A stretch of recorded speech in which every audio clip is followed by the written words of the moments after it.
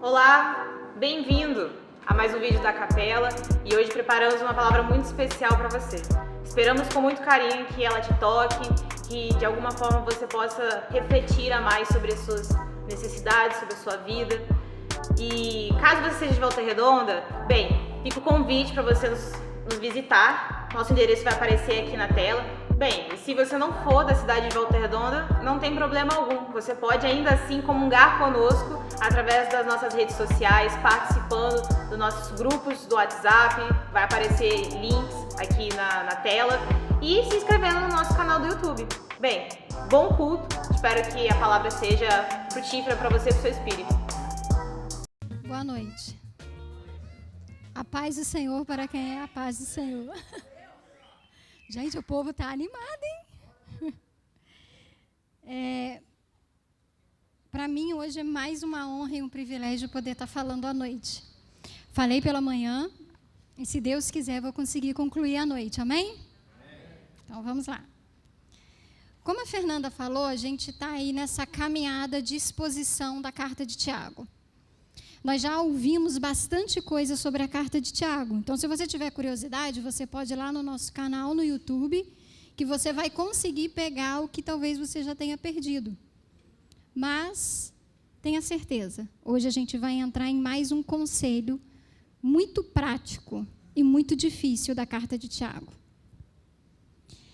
Como de manhã, eu vou falar uma coisa para vocês. Quem caminha comigo bem mais próximo, sabe que quando eu leio a Bíblia, eu viajo muito. Muito mesmo. Em todos os sentidos. E uma forma que eu vejo de ler a Bíblia é não ser apenas uma leitora do que eu estou lendo.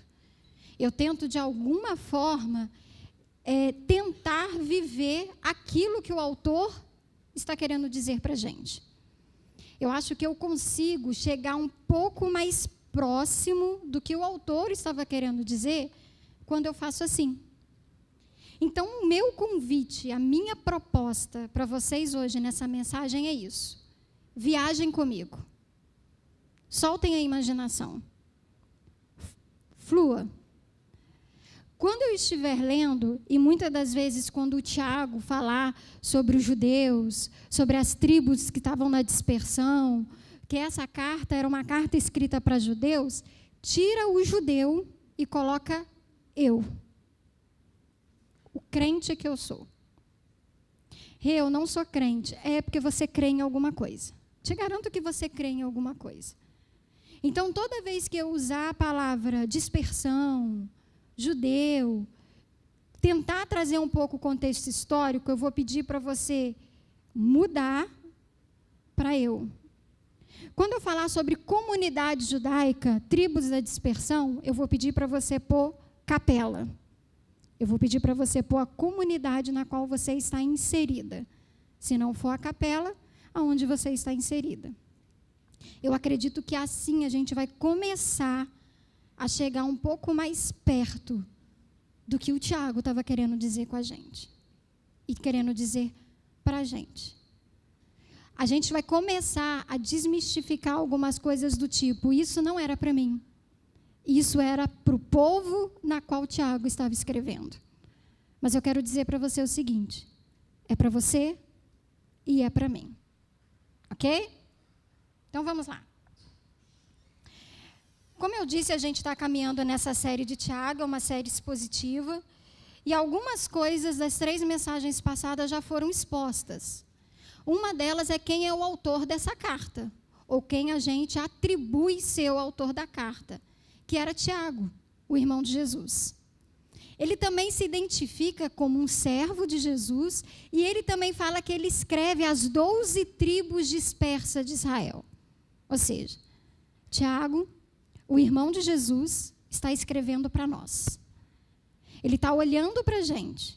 Ele está vendo cada um de nós e está escrevendo uma carta para nos dar conselhos. Sobre quem? Sobre Jesus. Sobre o seu irmão. Particularmente falando, eu acho que Tiago era o que mais tinha propriedade e intimidade para falar de Jesus. Porque ele conviveu com Jesus irmão e ele entendeu quem era o Jesus Deus. Então, ele consegue, nessa carta, trazer esses conselhos para a gente. Fato é que essa carta de Tiago é o primeiro registro histórico que nós temos de uma pessoa que caminhou tão próximo de Jesus. Os teólogos e a academia debatem que essa carta foi escrita em 45 depois de Cristo. Entre 45 e 49, ficando com a data de 45. Ele é a primeira pessoa que traz um relato de quem era Jesus para as pessoas que não conheciam Jesus. Deixa eu trazer um contexto para vocês. Quando Tiago escreve essa carta, Jesus já havia sido morto e ressurreto. Ele escreve para as 12 tribos que estão fora de Jerusalém. Ele escreve para nós que estamos fora da nossa Jerusalém, se a gente pode dizer assim. São pessoas que, como eu e você, nunca conheceu Jesus Cristo pessoalmente. São pessoas que apenas ouviu dizer que na cidade de Jerusalém havia nascido um menino, cumprimento de uma profecia, e que esse menino era o Messias tão esperado daquele povo. Era um povo que estava sobre o império e sobre o poder de Roma. Era um povo que não tinha mais terra. Era um povo que estava sem o seu local de nascimento, sem a sua casa. E era um povo que, ao ouvir que aquele Messias profetizado, que iria acabar com o sofrimento, que ia acabar com a opressão, que ia devolver as terras dele, havia chegado. E ele estava caminhando em Jerusalém. Ele estava citando as profecias. Ele estava cumprindo as profecias.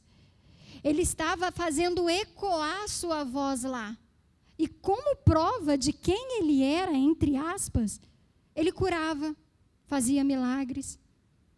Porém, de repente, chegou para esse povo que esse Messias foi crucificado.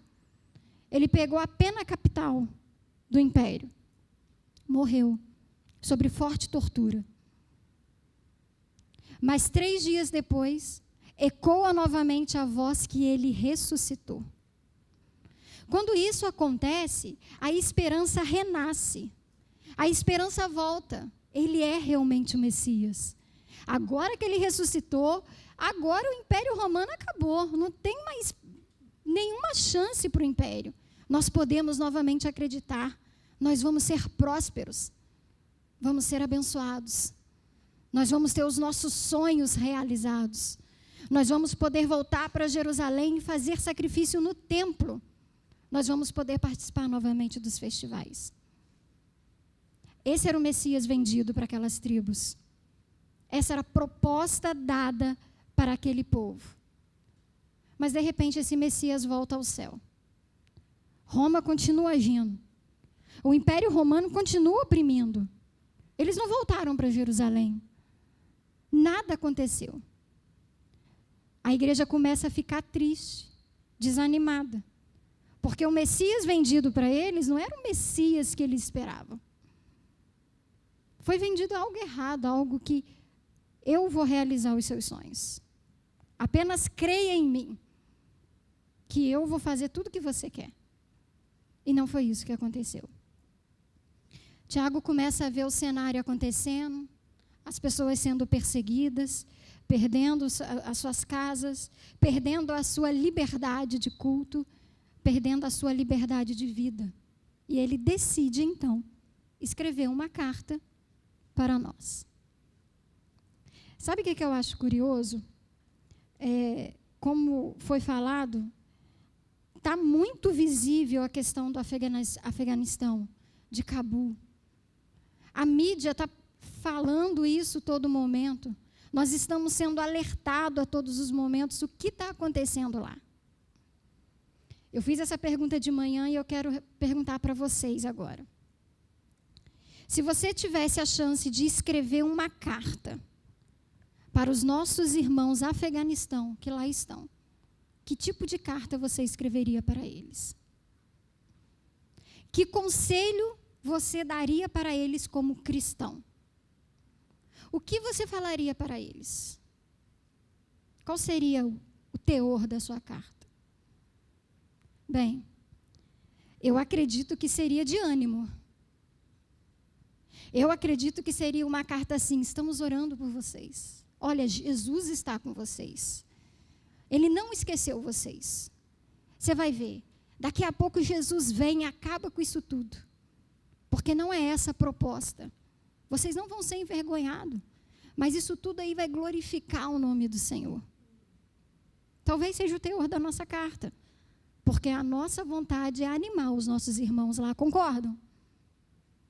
Quem aqui ora e fala assim: Senhor, dê sabedoria para eles aguentarem o sofrimento e entenderem o seu propósito nesse sofrimento?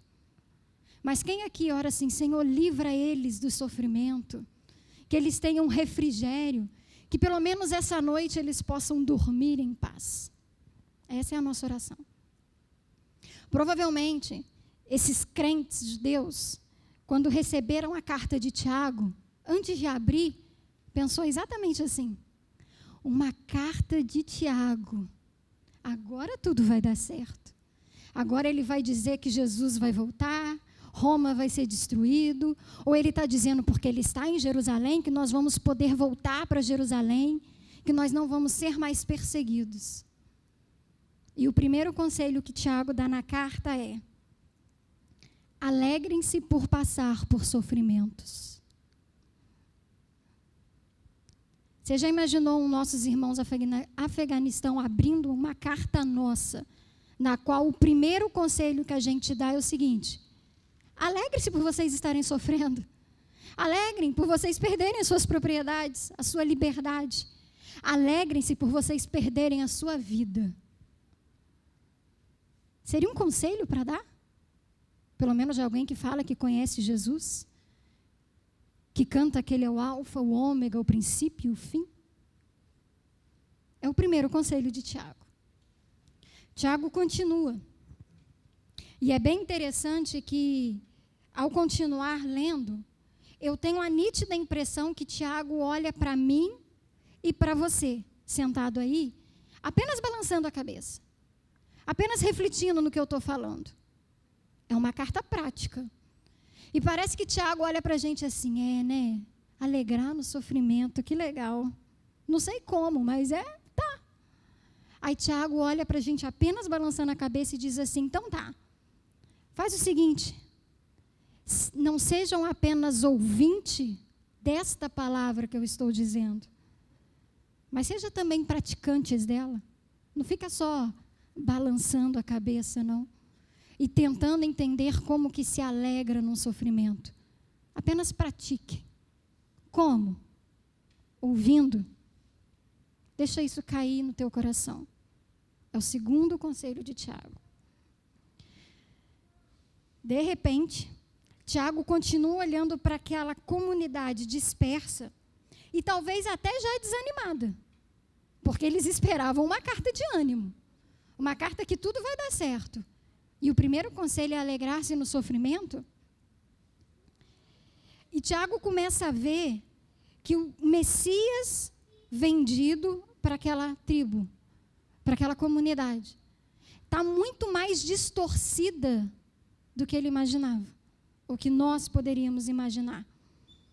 Que talvez a igreja esteja tão perdida no seu ensinamento, no seu critério, na sua prática cristã, porque o Jesus vendido hoje também é muito diferente do Messias da Bíblia, do Jesus que nós encontramos na Bíblia.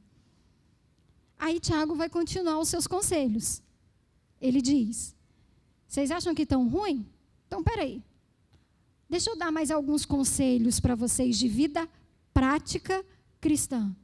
E ele fala assim: não façam acepção de pessoas no meio de vocês. Não exerçam um julgamento baseado no exterior. Não foi isso que Jesus ensinou. Não desprezem o menos favorecido, a fim de enaltecer o mais rico por puro interesse. Não foi isso que Jesus disse que era para fazer. Mas, principalmente, lembre-se que a misericórdia triunfa sobre todo o juízo. A misericórdia triunfa sobre o juízo. que está imputado, ou que foi imputada sobre mim e sobre você. Como eu disse, eu viajo muito, né? Então parece que eu paro agora e vejo Tiago. Quando Tiago escreve isso, é como se eu visse Tiago relembrando a própria história dele com Jesus. É como se Tiago, quando falasse isso para os nossos irmãos, falasse isso para a gente, ele está querendo dizer assim, olha, quem está falando que a misericórdia triunfa sobre o juízo é a pessoa que mais zombou de Jesus. Eu era irmão dele. E eu não cria no ministério dele. Eu zombava quando ele dizia que era o Deus encarnado, que era o Filho de Deus. Eu não sei se vocês sabem, Tiago foi o primeiro filho de José com Maria. Jesus era filho de Maria, a Virgem. Tiago era filho de José com Maria. E quando Tiago nasceu, foi feito por José um voto de nazireu. Ou seja, Tiago era aquele separado para servir a Deus. Ele não podia ser dado ao vinho, não podia cortar o cabelo, não podia ser impuro com determinados rituais. E ele cumpria. Tanto que o nome, o segundo nome de Tiago é Tiago o Justo. Porque ele era justo, irrepreensível na lei de Deus. Imagina, Tiago, que foi separado para esse ministério, ouvir do irmão que ele era o Deus. Imagina a briga de família que deve ter sido irmão com irmão. Já vem esse aí querendo roubar meu lugar. Já vem esse aí dizendo as coisas. Mas quando Cristo ressuscita, e Paulo fala isso lá em Gálatas, e ele aparece aos apóstolos e a Tiago, Tiago reconhece quem era o irmão. E talvez pensando na sua própria história, ele viu que a misericórdia cobriu ele de toda injustiça ou de todo juízo que ele havia feito. Porém, pode ser também que ao escrever essa carta, ele estava conversando com Pedro. E talvez ele falasse assim, Pedro, como é que eu vou escrever isso lá para a igreja que eles não podem julgar, eles não podem ouvir sem praticar, que eles têm que se alegrar no sofrimento. Logo eu, que zombei de Jesus, como que eu vou fazer isso? E talvez Pedro tenha virado para Tiago e falado assim, Tiago, não se preocupa, porque eu sou a prova viva que o amor cobre multidão de pecados. É isso que ele diz lá na carta dele, em 1 Pedro 4:8. Foi assim comigo, Tiago. Não se preocupe. Nessas horas, quando eu parei para ler e tentar entender a história de Tiago, eu me lembrei da frase de um grande teólogo do século XX chamado Francis Schaeffer. Certa vez ele estava dando uma aula e ele é interrogado, ele é questionado por um dos alunos dele. E o questionamento do aluno era o seguinte, professor, do jeito que você está falando, ser cristão não é difícil, é simplesmente impossível. Talvez essa seja a nossa sensação, quando a gente escuta tanto sobre o que é ser cristão, o que é ser a imagem e semelhança do Cristo. Mas deixa eu falar uma coisa. Glória a Deus, que em Mateus 19:26, Jesus responde a uma grande multidão e aos fariseus, existe alguma coisa impossível para Deus? Então, se nós temos ainda uma desculpa de falar que ser cristão é impossível, talvez a gente precise conhecer esse Messias do Tiago, que diz que não há nada impossível para ele. Hoje a gente vai entrar em mais um conselho de Tiago, talvez o mais discutido e o menos entendido do livro.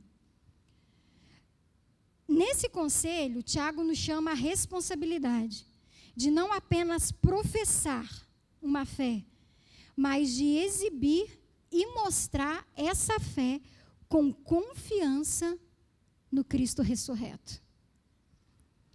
Aqui, nesse capítulo 2, nesses versículos, Tiago desconstrói tantas falácias ditas no meio de comunidades seja judias, seja cristãs, que apenas servem para nos apoiarmos ou nos escondermos atrás das nossas conveniências, ou o medo da responsabilidade de assumir a nossa identidade como filho de Deus.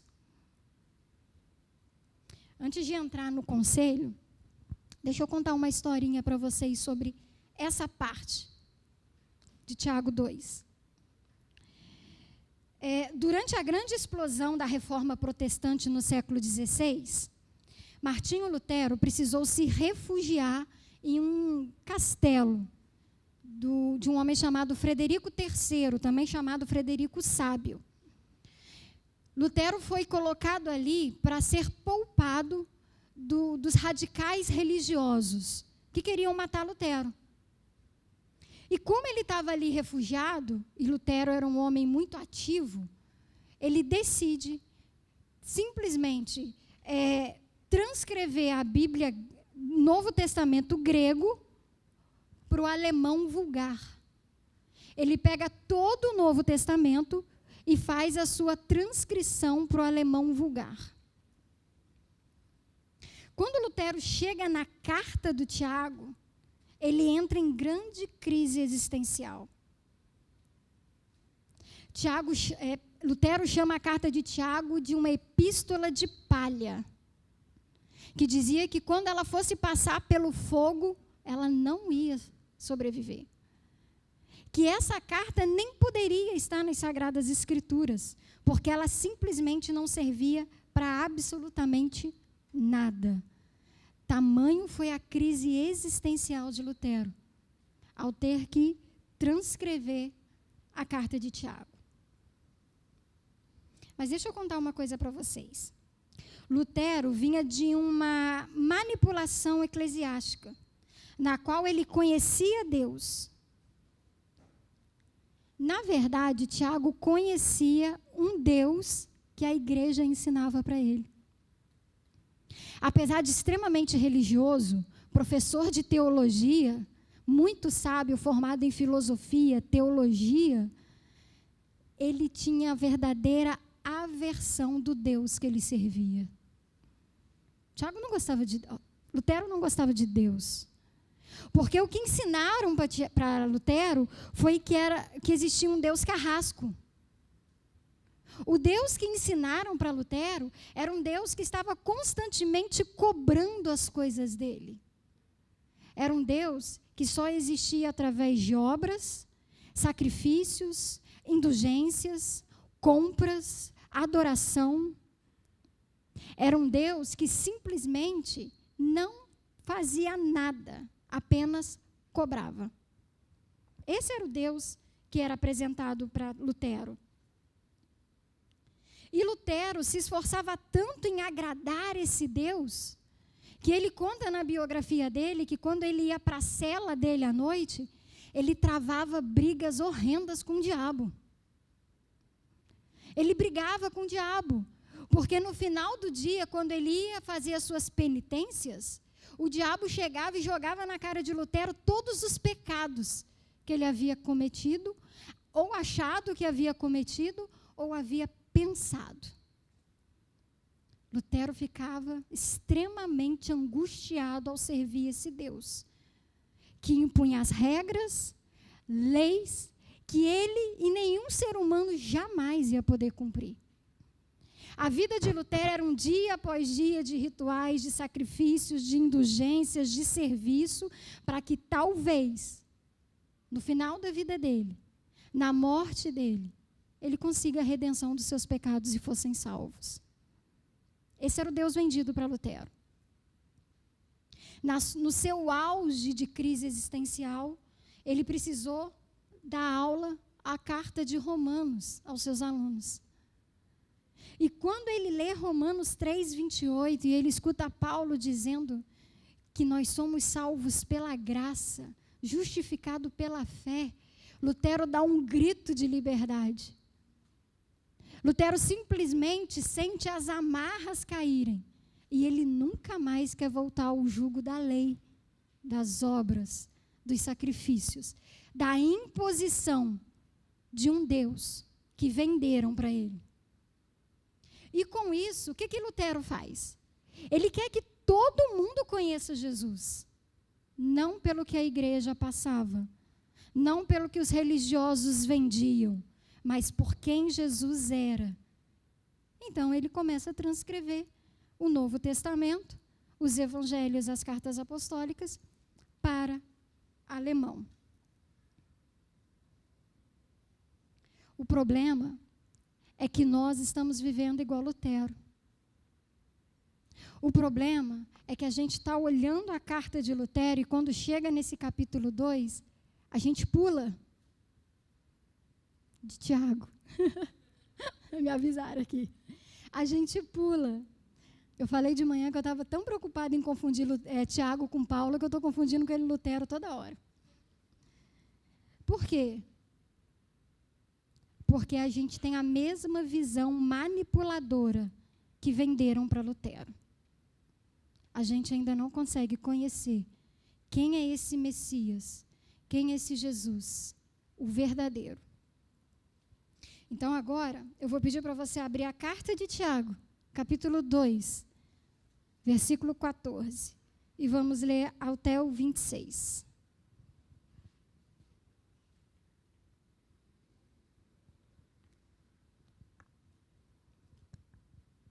Enquanto a gente faz essa leitura, eu vou pedir para que vocês tirem o óculos de toda a sua vida passada.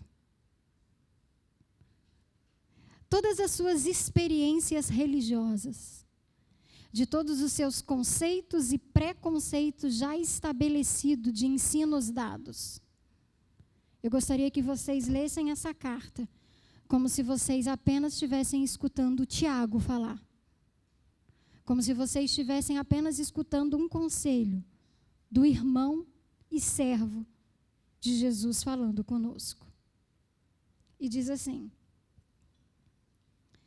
de que adianta, meus irmãos, alguém dizer que tem fé se não tem obras? Acaso a fé pode salvá-lo? Se um irmão ou uma irmã estiver necessitando de roupas e do alimento de cada dia, e um de vocês lhe disser: vá em paz, aqueça-se, alimenta-se, até satisfazer-se, porém sem lhe dar nada, do que adianta isso? Assim também é a fé, por si só. Se não for acompanhada de obras, está morta. Mas alguém dirá: você tem fé?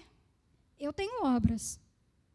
Mostre-me a sua fé sem obras, e eu lhe mostrarei a minha fé pelas obras. Você crê que existe um só Deus? Muito bem. Até mesmo os demônios creem e tremem. Insensato. Quer certificar-se de que a fé sem obras é inútil? Não foi Abraão, nosso antepassado, justificado por obras, quando ofereceu seu filho Isaque sobre o altar? Você pode ver que tanto a fé como as obras estavam atuando juntas. E a fé foi aperfeiçoada pelas obras. Cumpriu-se assim as escrituras que diz: Abraão creu em Deus, e isso lhe foi creditado como justiça. E ele foi chamado amigo de Deus. Vejam que uma pessoa é justificada por obras, e não apenas pela fé. Caso semelhante ao de Raabe, a prostituta. Não foi ela justificada pelas obras quando acolheu os espias e o fez sair por outro caminho? Assim como o corpo sem espírito está morto, também a fé sem obra está morta. Vamos ao conselho do Tiago. Tiago, ao contrário de Paulo, está escrevendo e falando para crentes. Tiago está falando para a gente. Tiago não está falando para quem não conhecia Jesus. Tiago não está tendo que começar do início. Ele está falando para um povo que sabia quem era Jesus. Ou, no mínimo, sabia que existia um Messias prometido. Pessoas que viviam debaixo de uma lei, que conheciam a Torá, os mandamentos, a circuncisão. Nada disso era novidade para aquele povo, assim como não é novidade para a gente. Viver debaixo de lei, de preceitos, de ensinamentos, de categorias, não é novidade para a gente. Nenhuma. Na verdade, no tempo de Tiago, as coisas já tinham mudado bastante. O que eles chamavam de leis, de preceitos, de mandamentos, de ordenanças que hoje falam conosco, já era mais cultural. Já não era mais simplesmente uma ordenança. Para você ser judeu, você tinha que se circuncidar. Você tinha que ser apresentado no templo. Você tinha que participar dos 3 festivais. Você tinha que cumprir os ritos de purificação. Você tinha que recitar o Shema. Você tinha que mostrar a todos as suas vestimentas diferentes, o seu kippá, o seu talite. Você tinha que falar diferente. Você tinha que agir diferente. Só que no tempo de Tiago, isso não era mais critério para redenção e salvação. Isso era critério para pertencimento a uma comunidade. Para alguém bater no peito e dizer, eu sou judeu, ele tinha que cumprir esses ritos. Independente dele crer em Jesus ou não. Independente dele ser um judeu messiânico ou um judeu ortodoxo. Ele tinha que ser judeu. E para ser judeu, ele tinha que cumprir. Ou seja, não era mais por salvação. Não era mais por redenção. Muito menos para justificação. Mas era para simplesmente dizer, eu sou judeu. Era para simplesmente dizer, eu sou crente. Eu vou numa igreja, eu participo dos meus rituais, eu faço os meus rituais, eu tenho as minhas cerimônias de purificação, eu tenho os meus batismos, as minhas ceias, eu tenho a minha comunidade e o meu povo. Pouco importa se eu sou salvo ou não. Desde que eu seja chamado de crente, desde que eu seja reconhecido como um judeu. É para esse povo que Tiago está dizendo. É para esse povo que Tiago está falando. E assim como a gente viu no versículo acima da última mensagem, que Tiago mexeu com algo muito sagrado para o povo judeu, que era a sua religiosidade, porque eles se gabavam de ser extremamente religiosos, Tiago agora vai cutucar a sua identidade como um povo. Se antes Tiago falou, vocês acham que vocês são religiosos? Mas que religião é essa? Que não defende a viúva, que não ajuda o órfão, que faz julgamentos, que não tem misericórdia. Agora Tiago vai falar da identidade deles como um povo. Tiago vai falar da nossa identidade como cristão. Como que traz na plaquinha, filho de Deus. Eu fui salvo. Tiago vai começar a mexer aí agora. Porque o povo que se gabava, conhecer toda a lei, toda a Torá, toda a Bíblia, recitar versículos bíblicos, ou se não dizer assim, não sei, mas eu sei que está na Bíblia. É esse povo que se gaba tanto num conhecimento, mas jamais consegue cumprir nem lei, nem mandamento, nem Bíblia. Para esse povo que Tiago está dizendo. Tiago os confronta com coisas que eles rogavam saber. Se eles são um povo escolhido para mostrar às nações o grande Deus de Israel, apontar Jesus como esse Deus encarnado, dizer apenas que são salvos, ou que são crentes, ou que são judeus, não bastava. Pois as demais nações precisavam ver isso. Afinal, é isso a proposta que foi feita lá no Antigo Testamento. Isaías 49:6 diz que Israel seria a nação que traria luz aos gentios. É isso que Jesus diz, que não se pode pegar uma candeia acesa e colocar debaixo de uma cama. Ela precisa estar no alto, mostrando a sua luz. Se você é chamado para professar Jesus como Senhor, aonde está a sua candeia? Aonde está a minha luz? Aonde está a minha manifestação da minha justificação? Ou que eu fui justificado? Então, se eles já tinham conhecido e recebido a salvação, porque ele está falando para judeus que entenderam que Jesus ressurreto era o Messias. Ele está falando para a gente, que entende que Jesus era o Messias esperado. E se eles têm recebido a salvação por meio da fé, uma fé consumada na obra da cruz, porque nós só temos essa fé justificadora porque ela foi cumprida na cruz. Jesus cumpriu a lei que eu e você não conseguíamos cumprir lá, nos tornando justo. E o que eu tenho que fazer para ser justo? Crer. Crer que ele cumpriu. Crer que ele é o Filho de Deus. Então, se eu sei disso, como que eu posso mostrar às nações, ao meu irmão, ao meu próximo, ao meu vizinho, ao crente que está sentado do meu lado, essas obras de justificação?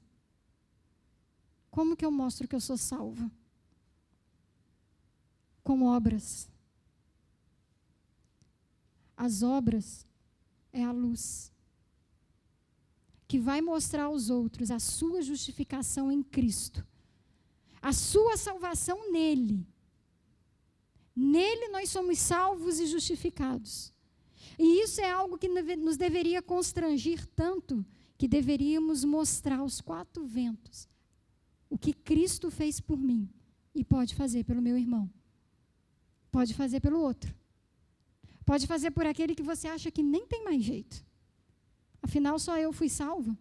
Só eu creio. Só eu cumpro o preceito. Só eu estou no domingo à noite na igreja. Só eu venho no Conexão. Ele não vem. Então ele não é justificado, ele não é salvo. Ao contrário do que Lutero pensou entender, as obras aqui ditas por Tiago não eram para salvação, justificação, mas para demonstrar a salvação obtida por meio da lei cumprida e consumada em Jesus. Obra aqui não é um meio para obter o favor de Deus, mas porque em Jesus eu tenho esse favor, eu faço as obras e não me escondo atrás de leis antigas e inatingíveis. Porque se Jesus é a luz do mundo, vocês creem que Jesus é a luz do mundo? Então a gente não pode mais viver à sombra da lei. Porque o mesmo Paulo que disse que nós somos salvos pela graça, justificados pela fé, também disse que a lei é apenas uma sombra. E que a luz é Cristo.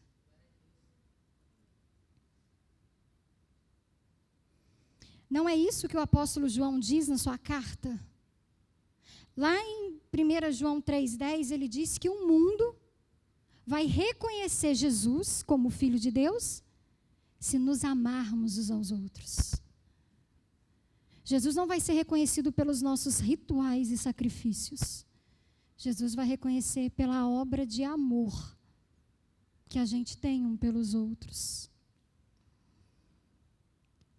O problema é que a gente ama dar desculpa para não fazer obras. E o mais comum de tentar não fazer obra e dar desculpa é a seguinte: se nem Paulo e Tiago conseguiram entrar num consenso sobre fé, obra e graça, você acha que eu vou me meter nisso aí? Você acha que eu vou falar alguma coisa, ou vou fazer alguma coisa? E muitas vezes, por conveniência, eu fico do lado do Paulo. Porque o Paulo é só crer. O Tiago manda eu executar. Crer é fácil. Crer é ritual. Fé não. Mas crer é. Eu posso mostrar para qualquer um que eu tenho uma fé inabalável. Eu quero saber que na hora que eu estou no meu pior dia, se essa fé que eu professo inabalável vai gerar obras para que você veja em mim um Cristo, para que você veja o Cristo ser levantado. Eu quero ver se na hora que aquela pessoa que você nunca viu passou na rua e falou assim: estou com fome, a sua fé e a sua justificação é o suficiente para você falar: vamos comer. Não é dar o que comer, não. É vamos comer. Você vai participar comigo da minha refeição. Por quê? Porque eu sou um indigno, mas fui salvo e justificado por um homem digno, na qual eu me assento todos os dias na mesa com ele. Eu quero te mostrar isso também. Mas é mais fácil ficar do lado do Paulo essa hora e tentar arrumar uma treta que não existe entre esses dois. Porém, nós fazemos isso por questão de conveniência. Pois se entendemos que a salvação é pela graça, a justificação pela fé, será impossível não produzir obras, porque o amor transborda, gente. E isso não é Bíblia. Isso é uma frase de um teólogo chamado Agostinho de Hipona, que falou: o amor transborda. E tudo que transborda é impossível você notar. Deixa a sua pia transbordar para você ver se você não acha direitinho onde está vindo a água. Deixa o lixo transbordar. Tudo que transborda se manifesta. O que está transbordando? Leis, rituais ou amor?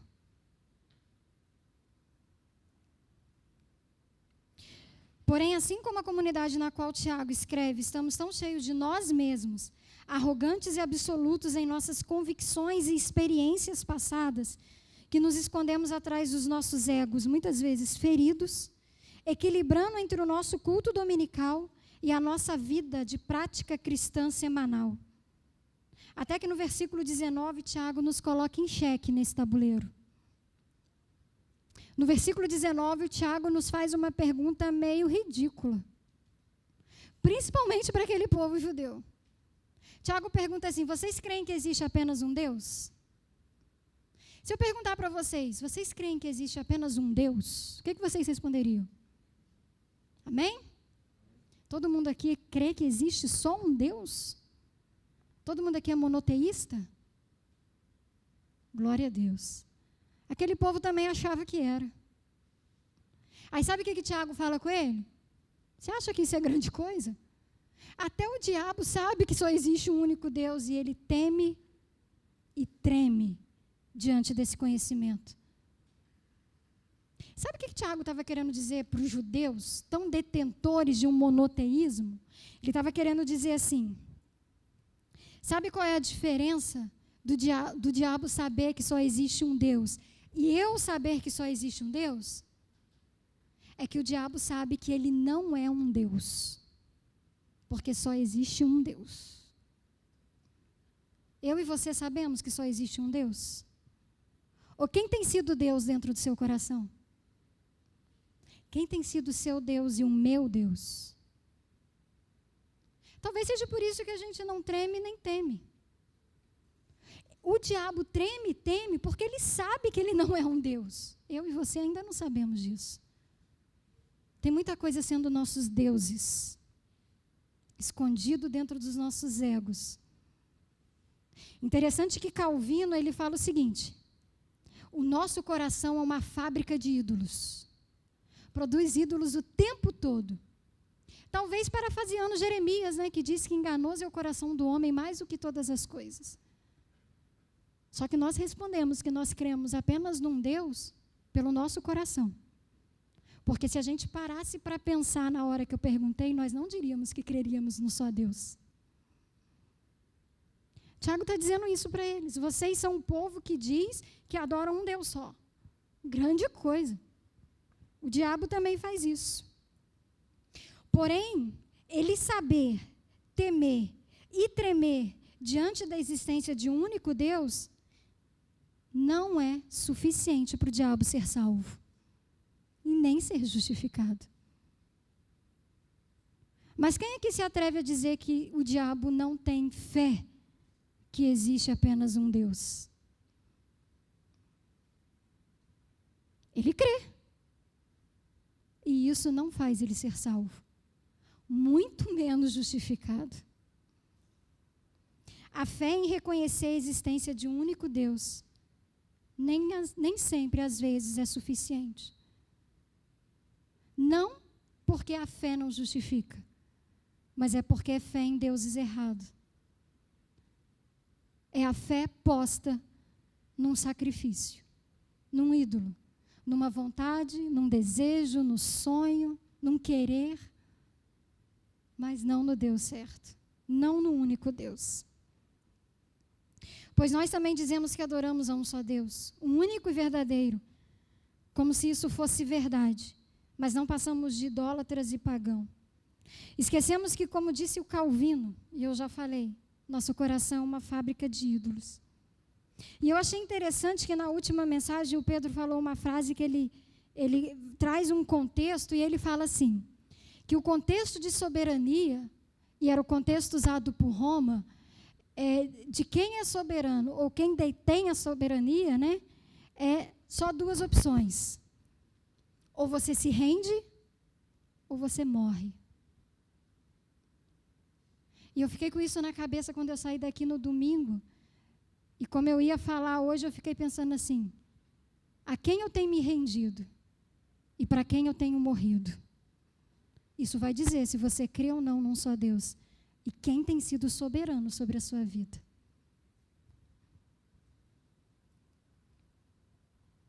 Tiago compara o povo que se chama escolhido pior do que aquele que é opositor de Deus, pois se gaba de uma falsa fé, uma fé morta, sem fruto. O interessante é que, de repente, Tiago começa um diálogo com uma pessoa inexistente.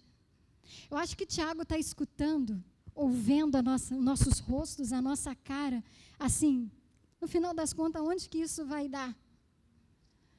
E Tiago levanta e fala assim, ele começa um diálogo com alguém que vira e fala assim, qual é, Tiago? Me mostra a sua fé, e que eu vou me mostra suas obras, que eu vou mostrar a minha fé. Aí Tiago fala assim, tudo bem, só que mostra a sua fé, que eu vou mostrar as obras feitas pela minha fé. Ele começa a colocar para fora algumas coisas que talvez estejam entaladas na garganta daquele povo, porque Tiago está confrontando eles. Tiago já mexeu com a religiosidade, já mexeu com a identidade, e agora está mexendo com o monoteísmo dele, com o que eles creem. Tiago está indo no profundo. E ele começa a trazer isso de uma forma na qual ele começa a colocar a identidade de um povo que se chamava raça eleita, sacerdócio santo, nação escolhida, como se isso fosse apenas palavras jogadas ao vento. Ele diz assim, vocês acham que são isso tudo? Vocês acham que são crentes? Vocês acham que são cristãos? Vocês acham que são escolhidos? Raça eleita, sacerdócio real? Na verdade, vocês não são nada disso. Na verdade, vocês estão debaixo de uma fé morta. Pois a fé de vocês, se a fé de vocês fosse viva e salvífica, automaticamente vocês produziriam obras, sem questionar, até sem pensar, até sem parar para saber que estão fazendo obras. Gente, não é isso que Jesus falou? Quando a gente vai para Mateus e Jesus coloca lá uma direita, sua esquerda, aqueles dois, um pergunta assim, Senhor, quando que eu te vi nu, preso, com fome e eu não te alimentei? O outro pergunta assim, quando foi que eu te vi nu, preso e com fome e eu te alimentei? Porque era natural as obras. As obras não eram ritos, sacrifícios. Não era barganha, não era recompensa. Eles faziam até sem perceber que estavam fazendo.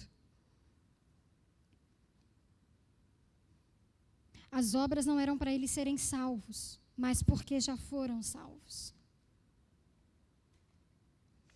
Eu acredito que a simples prerrogativa da gente hoje dizer que somos filhos de Deus, chamados eleitos, crentes, cristãos, evangélicos, protestantes, seja o que for, e adoramos um único Deus, seria o suficiente para quebrarmos os nossos ídolos de autoconhecimento, para simplesmente entender, temermos e tremermos diante da generosidade de Deus e exibirmos isso o quanto de pessoas pudermos, produzindo obras de amor, porque Ele nos amou. E Ele não nos amou por merecimento. Se eu e você estamos aqui hoje, não é porque a gente merece. E não é porque a gente cumpriu nenhum ritual. Não é porque você é batizado, não é porque você é membro da capela, se é que aqui existe membresia. Não é porque você está aqui nos Conexões. Não é por nada disso. Você está aqui porque a graça te alcançou, sem qualquer rito, sem qualquer lei, sem qualquer preceito. Tiago agora vai tentar dar a prática disso tudo que eu falei. E nisso a gente vai partir para a nossa conclusão. Que até agora ele mexeu com a religiosidade, com a identidade e com o monoteísmo nosso, não deles. Pelo menos mexeu muito com o meu até agora. Então, Tiago faz coisas impensáveis. Ele começa a falar de uma pessoa extremamente valiosa para o judeu, que é o pai Abraão. Ele começa a citar aquele que é o pilar do povo israelita. É como se eu começasse aqui agora a falar de Jesus. É como se eu quisesse mostrar a fé e a prática das obras falando sobre a cruz, sobre a vida de Jesus. Não é difícil para vocês entenderem. Assim como não era difícil para aquele povo entender quem era Abraão. Quem era aquele que ofereceu o filho em sacrifício. Então ele fala de Abraão, o grande pai, que foi justificado pela obra. E isso foi lhe creditado por justiça. Não foi a obra que salvou Abraão, mas por ele já ter sido salvo, ele fez obras. Ele só levou seu filho àquele monte a ponto de sacrificá-lo, pois a fé que Abraão tinha em Deus era tão real e palpável que ele cria que mesmo que ele matasse o próprio filho, Deus o ressuscitaria. Sabe por quê? Porque Isaac não era uma promessa apenas para Abraão. Isaac não era apenas um sonho realizado de Abraão.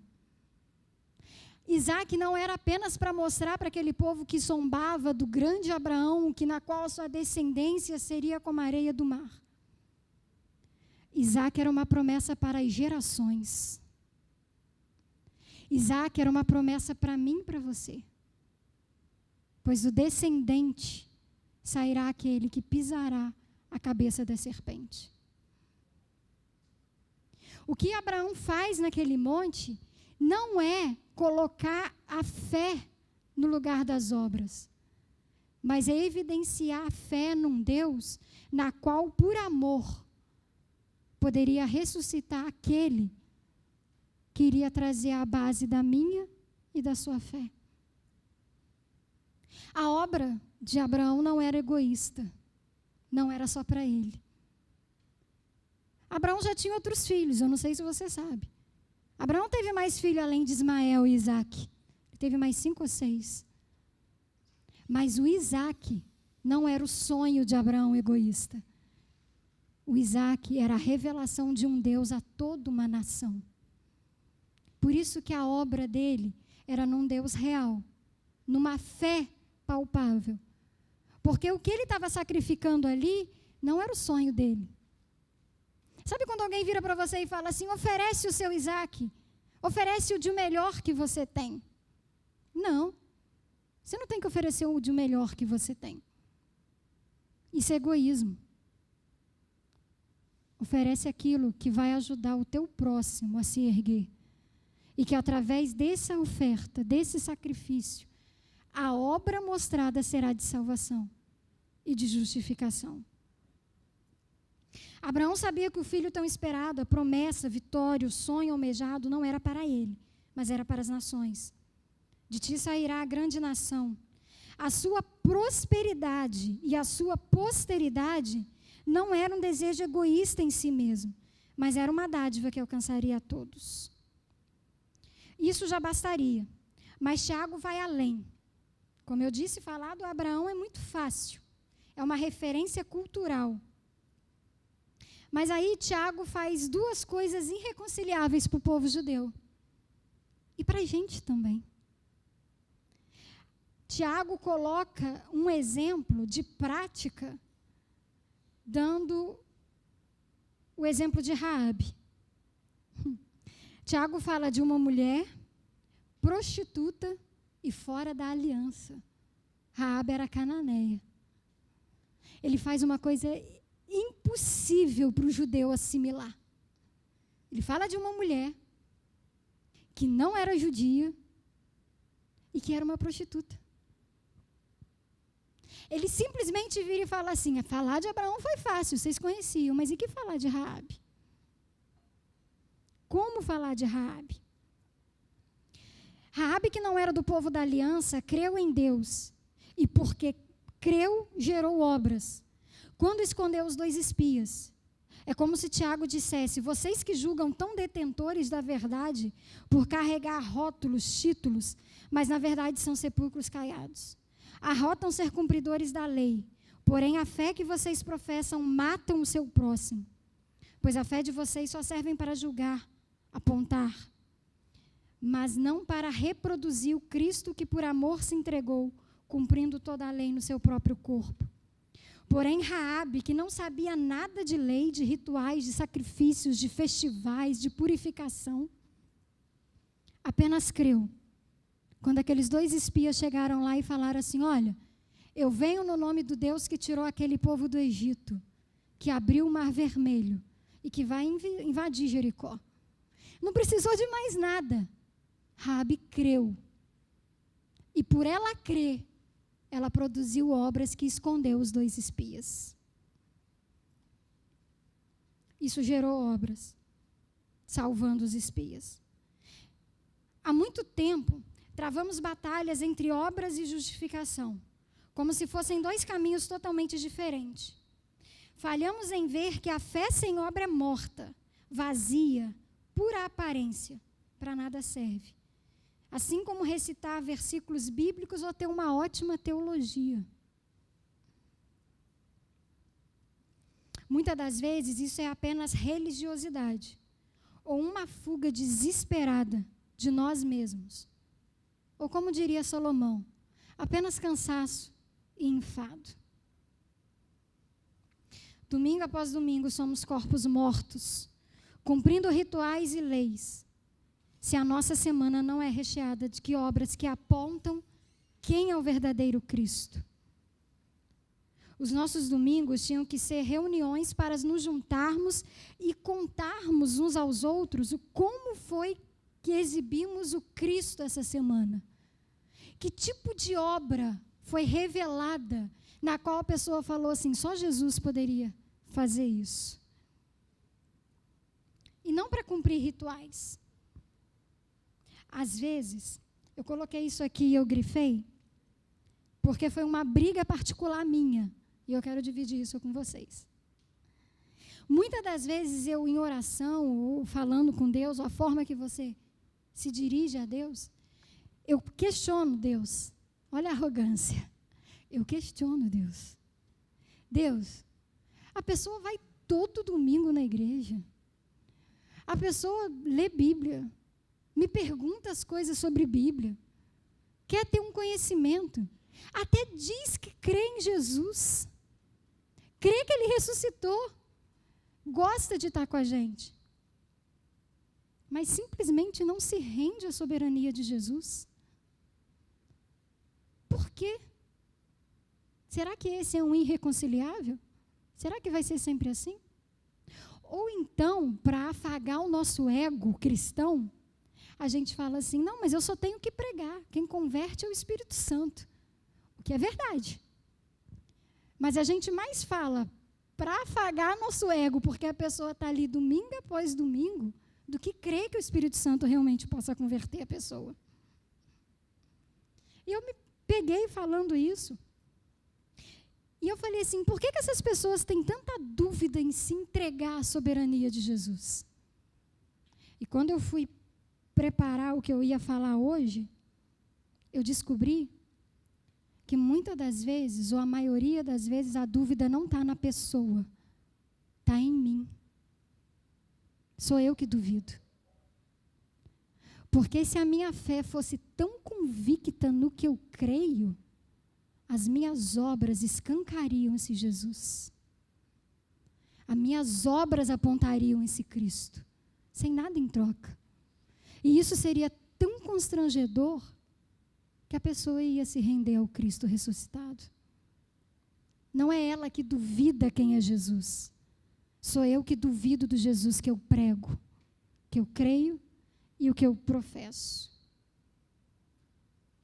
Se nós dizemos que crê em um único Deus, que somos salvos pela graça, justificados pela fé, que aguardamos a volta triunfal de Jesus, que cantamos e falamos em seu nome, vivemos essa fé morta, essa fé de aparência e conveniente, de condição muitas vezes racional, porque muitas das vezes a gente quer racionalizar essa fé, a gente quer dar lógica para essa fé.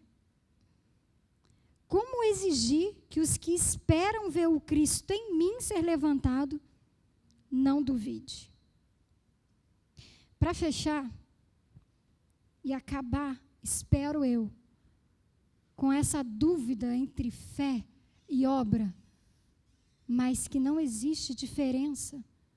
Eu sou salvo pela graça, justificado pela fé, e por isso eu faço obras, é o que faz a obra acontecer. Eu gostaria de deixar 2 versículos para a gente entender o que o Tiago está dizendo aqui para esse povo. O primeiro, eu vou citar Mateus 12, 7. Quando Jesus é interrogado pelos fariseus e os saduceus, porque ele colheu espigas num sábado, porque ele estava com fome. E Tiago está dizendo, se o irmão tem fome, e for um sábado, você vai virar para ele e falar, vai com Deus. O sofrimento dura a noite, a alegria vai vir na manhã. Mas não der nada para ele comer, sua fé é em vão. Não existe fé.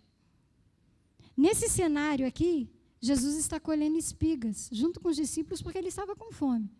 E era um sábado. E ele é duramente criticado pelos doutores da lei, pelos fariseus e pelos saduceus. E a resposta de Jesus para eles é a seguinte: se vocês soubessem o que significa essas palavras, desejo misericórdia e não sacrifícios, vocês jamais condenariam os inocentes. Se a gente entendesse obras como um reflexo de salvação e justificação, entenderíamos o que é misericórdia e jamais condenaríamos ninguém. Ninguém. Só por não nos encaixar nesses padrões. Quando Jesus disse isso, ele está baseado no profeta Oséias. Oséias 6,6, que diz: pois desejo misericórdia e não sacrifício, conhecimento de Deus em vez de holocaustos. Se a gente conseguir apontar o Cristo verdadeiro, sem dogmas, sem rituais, sem sacrifício, a gente vai entender o que é o conhecer a Deus e o que é misericórdia quero e não sacrifício. Eu vou deixar 3 perguntas para vocês no final, para vocês debaterem no grupo de conexão ou para vocês conversarem entre vocês, e eu gostaria que vocês refletissem isso à luz de Tiago 2, 14 ao 26. 3 perguntas. O que afinal são essas obras citadas por Tiago? Tiago estaria falando de lei ou de graça? A graça gera obras ou os rituais geram leis? Deus abençoe.